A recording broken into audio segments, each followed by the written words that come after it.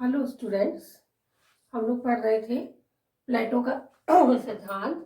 और प्लेटो के शिक्षा सिद्धांत को हमने पढ़ा कि किस प्रकार से उसने शिक्षा को दो भागों में व्यवस्थित किया था, प्रारंभिक शिक्षा और उच्च शिक्षा।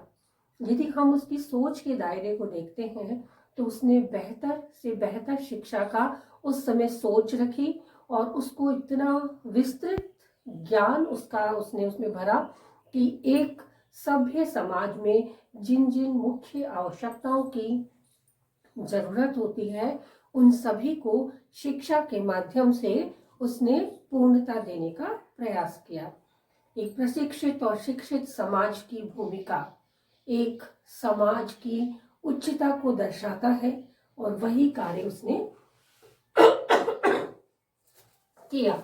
लेकिन हमको ज्ञात है कि प्लेटो ने जो शिक्षा सिद्धांत दिया वो सिद्धांत बहुत ही बेहतर था। जैसा बार्कर ने कहा था कि वो केवल एक सिद्धांत ही नहीं बल्कि शिक्षा पर लिखा गया एक सर्वश्रेष्ठ ग्रंथ है।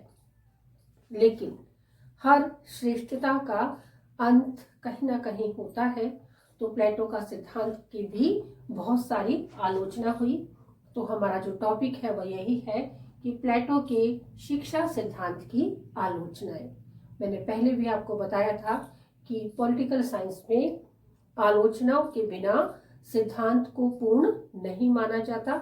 जितनी गंभीरता से हम सिद्धांत को पढ़ते हैं, उसकी विशेषताओं को पढ़ते हैं या व्याख्या को पढ़ते हैं, उतनी ही शिद्दत से या उतनी ही गंभीरता से हमें उसकी आलोचनाओं को भी पढ़ना है। तो आलोचना नंबर 1 कहती है कि शिक्षा सभी वर्गों के लिए नहीं। यूं तो प्लेटो का शिक्षा सिद्धांत एक श्रेष्ठ सिद्धांत था, लेकिन उसने सभी वर्गों के लिए शिक्षा की बात नहीं की। यूं तो वो समानता की बात करता है, वो स्वतंत्रता की बात करता है, वो नैतिक चरित्र की उच्चता की बात करता है और इन सब में विशिष्ट गुणों की जब वो बात करता है तो वो उसकी ज्ञान समृद्धि को स्पष्ट अवश्य करती है। लेकिन यहाँ उससे भूल हो जाती है कि वह सभी वर्गों के लिए शिक्षा उपलब्ध नहीं कर पाया। कारण कि जो प्राथमिक शिक्षा उसने दी 6 से 20 वर्ष तक, तो उस समय तक का स्टूडेंट एक युवा स्टूडेंट हो जाता है और युवा स्टूडेंट्स की जो विचार है, विचारधारा है, वो विभिन्न क्षेत्रों में बदलती रहती है और उस समय उसका जो ज्ञान का स्तर होता है वो काफी समृद्ध हो चुका होता है। लेकिन उसने क्या कहा कि 20 वर्ष बाद एक परीक्षा होगी जिसमें अनुत्तीर्ण रहने वाले विद्यार्थी केवल सैनिक या उत्पादक वर्ग के व्यक्ति ही बन पाएंगे। तो ये कमी रह जाती है कि अधिकांश लोग 20 वर्ष के बाद यदि पढ़ने के इच्छुक ना भी हो, वो किसी और कार्य में रुचि रखते हो, तो उन व्यक्तियों को उसने शिक्षा नहीं देने का जो निर्णय लिया वो आलोचना का पात्र बना। तो इस प्रकार से सभी वर्गों के लिए। फिर 30 वर्ष के बाद 30 वर्ष के बाद उसने शिक्षा पर फिर बैरियर लगा दिया और फिर 35 वर्ष के बाद। तो इस तरह से क्या शिक्षा का जो सभी वर्गों के लिए जो होना चाहिए एक सामान्य शिक्षा वो उपलब्ध नहीं करवा पाया। दूसरी आलोचना की जब हम बात करते हैं तो वो है साहित्य की उपेक्षा। कि प्लेटो ने अपनी अकादमी के ऊपर लिखवा रखा था कि गणित या ज्यामिति से अनभिज्ञ व्यक्तियों के लिए प्रवेश वर्जित है।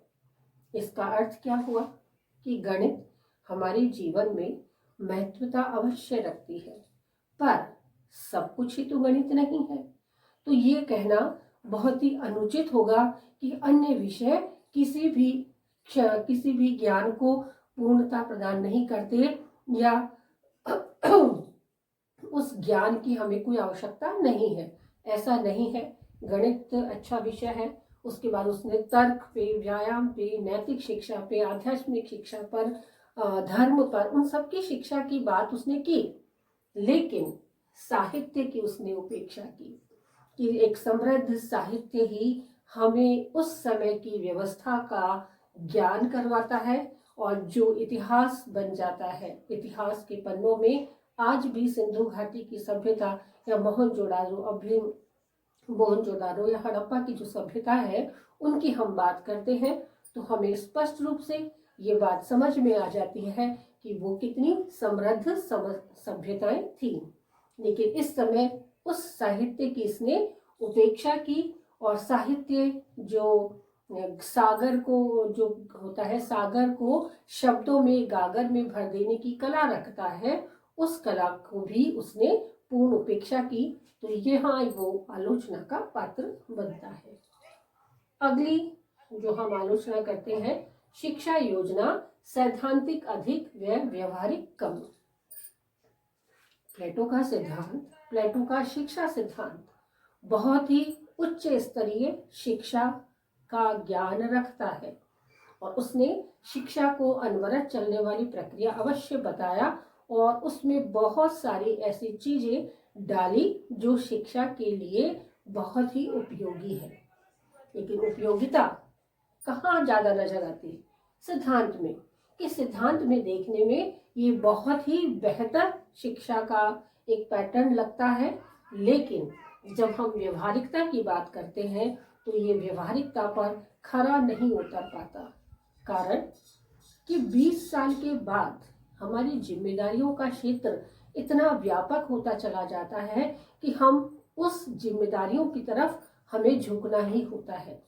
वो जिम्मेदारी हमारी पारिवारिक हो सकती है, वो जिम्मेदारी हमारी सामाजिक हो सकती है, वो जिम्मेदारी हमारी राष्ट्र के प्रति हो सकती है या अन्य किसी भी रूप में जिम्मेदारियों के प्रकार हो सकते हैं।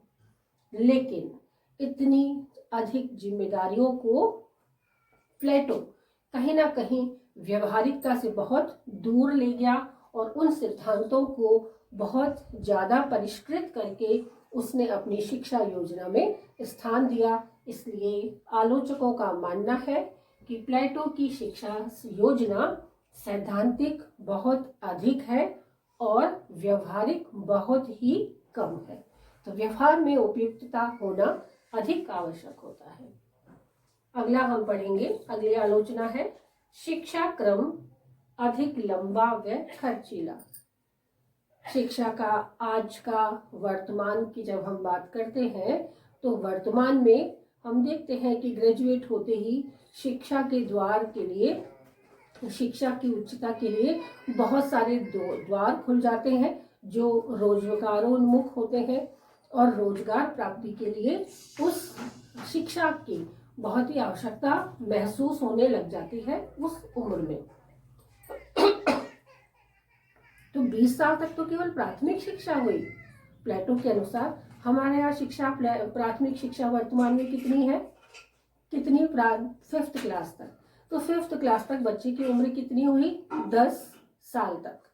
अधिक से अधिक 10, 11 या 12, बस इससे ज्यादा नहीं होती। उसके बाद माध्यमिक शिक्षा आ जाती है और फिर उच्च शिक्षा, जिसे हमने उच्च स्तरीय शिक्षा आ जाती है। एक ग्रेजुएट यदि टोटली बिना किसी ब्रेक के यदि कोई स्टूडेंट पढ़ता है तो 21 ईयर में वो ग्रेजुएट और पोस्ट ग्रेजुएट हो सकता है यदि उसने प्रारंभिक शिक्षा प्रारंभ से ही प्रारंभ कर दी है, जल्दी से ही, और बिना ब्रेक के उसने कंटिन्यूएशन में पढ़ाई की है, तो वो 21-22 वर्ष में एक रोजगार उन्मुख जो उसके शिक्षा है उसे प्राप्त करके एक अच्छे रोजगार को प्राप्त कर सकता है। लेकिन प्लेटो का शिक्षा क्रम तो 20 साल तक तो केवल प्राथमिक शिक्षा प्राप्त हुई है, जिसमें रोजगार की कहीं कोई बात नहीं होती। वो तो उत्पादक वर्ग के या सैनिक वर्ग के व्यक्ति ही हो सकते हैं, ऐसा प्लेटो का मानना था। तो वो कृषक हो सकते हैं, वो मजदूर हो सकते हैं, वो शिल्पी हो सकते हैं, वो व्यापारी हो सकते हैं, जिन्हें बहुत अधिक ज्ञान की आवश्यकता नहीं होती। तो ये गलत है प्लेटो का सोचना कि शिक्षा क्रम सभी के लिए आवश्यक होती है। फिर उसने शिक्षा को 20 से चलो 25 तक कर देता, 28 तक कर देता, लेकिन उसने जस्ट डबल यानी 50 साल तक शिक्षा को जारी रखा और उसके बाद में एक शासन वर्ग की स्थापना की।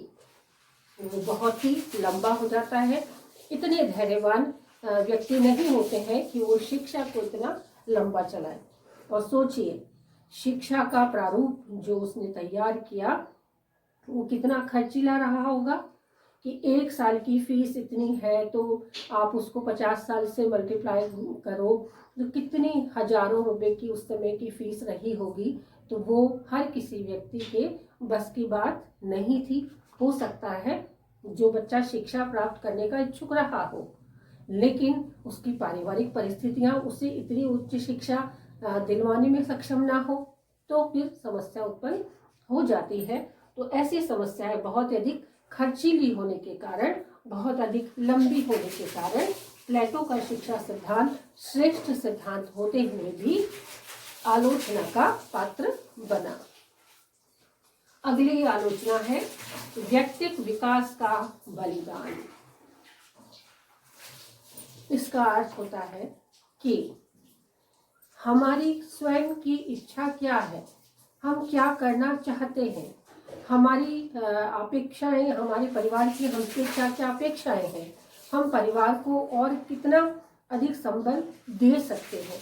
ये सारी बातें हर परिवार में अलग अलग होती है।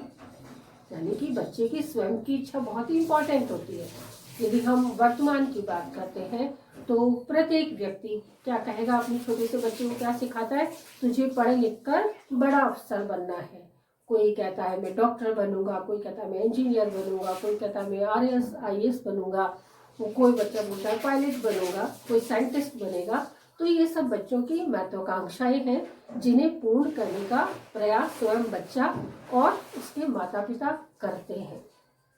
लेकिन अवश्य नहीं है, श्योरिटी नहीं होती उस समय जब कार्य शुरू होता है कि वो जिस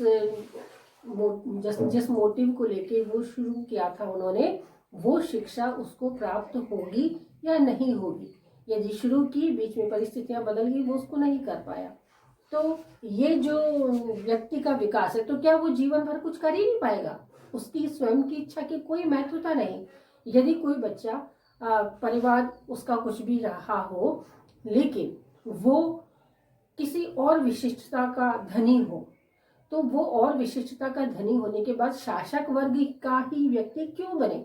बुद्धि की प्रधानता है तो वो और भी कुछ बन सकता है जिसमें उसकी रुचि हो, कि और इतना बलिष्ठ बन सकता है जो इतना मतलब अपने प्रभाव से या अर्थव्यवस्था से वो अपनी और उच्चता तक वो पहुंच सकता है। लेकिन इस बंटवारे के कारण, इस शिक्षा प्रणाली के कारण प्लेटो की जो शिक्षा है उसमें व्यक्तिक विकास को बलिदान देना ही होता है। कि राज्य के द्वारा शिक्षा थी, तो राज्य के द्वारा शिक्षा जो प्रदान की जाएगी, 7 वर्ष के बच्चों को ही राज्य, 6-7 वर्ष के बच्चों को ही जब राज्य शिक्षा देना प्रारंभ कर देगा, उस पर नियंत्रण पूरा का पूरा राज्य का रहेगा, तो राज्य की इच्छा अधिक बलवान हो जाती है और व्यक्ति की स्वयं की इच्छा कहीं ना कहीं घुटने टेक देती है। ऐसा प्लेटो ने व्यवस्था कर दी जाने अनजाने में, जो उसकी आलोचना का कारण बनी। तो व्यक्तिगत विकास का बलिदान पूर्ण रूप से हो जाता है। अगली बात हम करते हैं आलोचनाओं की, तो वो है चिंतन कार्य के आदर्श में भेद। कि प्लेटो एक दार्शनिक था और दार्शनिक का काम होता है कल्पनाओं में विचरण करना। तो इतना अधिक कल्पनाओं में उसने विचरण किया, इतना अधिक उसने आदर्श, उच्च आदर्श प्रस्तुत कर दिए जो व्यवहारिकता से काफी दूर चले गए। और इस व्यवहारिकता के कारण उसका जो चिंतन कार्य था, जिस कार्य को लेकर उसने इतना बड़ा शिक्षा सिद्धांत रच डाला, उसके आदर्श में कहीं ना कहीं भेद आ जाता है। माना उसने एक शासक वर्ग को 50 साल तक शिक्षा दी, शिक्षा के बाद 50 साल का शासक क्या जरूरी है कि वो एक बेहतर शासक साबित हो सकता है कि 50 साल के बाद उसका कुछ दिमाग और जगह काम करने लग जाए। 30, 35, 40, 50 साल में तो व्यक्ति के जीवन में बहुत अधिक बदलाव आता रहता है। उसके जीवन के कई पड़ाव होते हैं जिससे उसका जो दिशा निर्देश है उसके मस्तिष्क के द्वारा जो उसे दी जा रही है उसका रूप बदलता रहता है।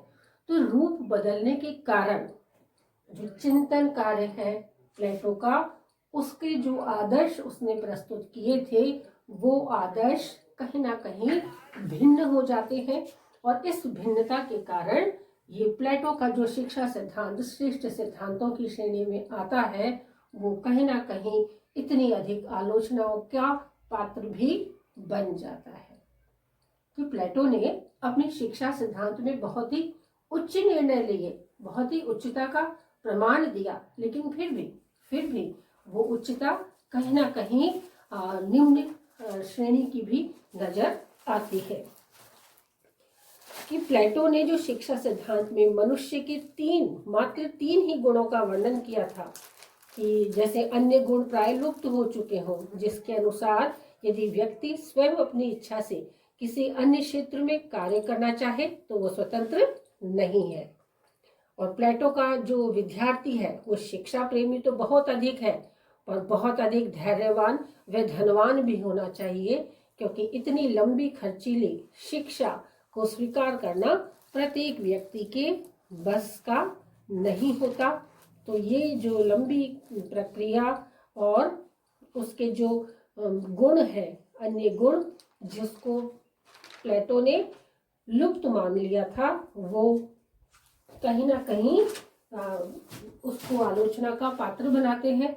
और रुचि के अनुसार शिक्षा जो व्यक्ति की एक इम्पॉर्टेंट शिक्षा है उसका उसने कहीं ना कहीं लोप कर दिया था, जो मानो कि ऐसे गुण विलुप्ति हो चुके हो।